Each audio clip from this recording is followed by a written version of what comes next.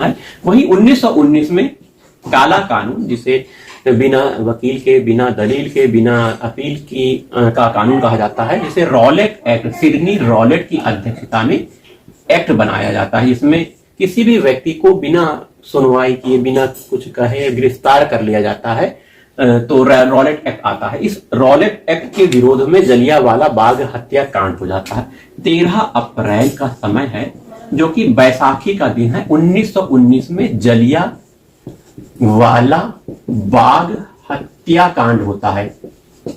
जलियांवाला बाग हत्याकांड होता है, जिसमें कई लोग मारे जाते हैं। सरकारी अनुमान है 379 लोगों की मृत्यु हो जाती है, जबकि मदन मोहन मालवीय की अध्यक्षता में जो हत्याकांड होता है, रॉलेट जलियांवाला हत्याकांड होता है, उसमें कई हजार लोगों के मरने की सूचना प्राप्त होती है। ऑफिशियल डाटा 379 लोग मारे गए। तो ये बात है। जलियांवाला बाग 13 अप्रैल 1919 को हो गया। अब यहीं पर रॉलेट एक्ट होता है। उसके बाद खिलाफत कमेटी का गठन 1919 में हो जाता है। खिलाफत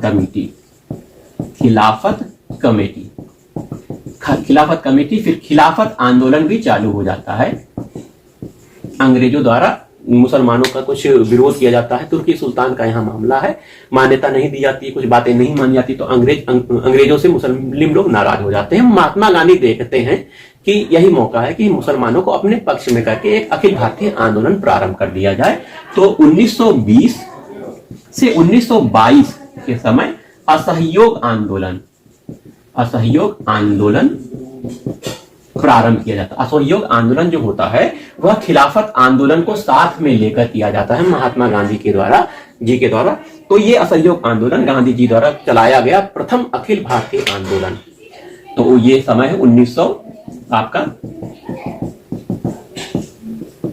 ठीक है, 20 और 22 के बीच में। वहीं 21 तक का समय है असहयोग आंदोलन। चौरी चौरा जो कांड होता है गोरखपुर का, 1922 की घटना है, जिसमें पुलिस वालों को थाने को जला दिया जाता है। 22 पुलिस वाले जल जाते हैं। इस घटना के बाद असहयोग आंदोलन गांधी जी द्वारा वापस ले लिया जाता है। बारडोली प्रस्ताव, कुछ प्रस्ताव है, उस प्रस्ताव के द्वारा। तो ये घटना 22 की घटना चैम्सफोर्ड के शासनकाल की नहीं है, तो हम इन्हीं के शासनकाल की घटना बताते हैं।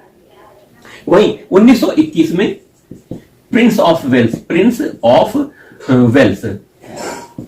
भारत का दौरा करते हैं। वहीं 1921 में भारत की जनगणना होती है। जनगणना का यह महाविभाजक काल कहा जाता है, महाविभाजक समय या काल कहा जाता है।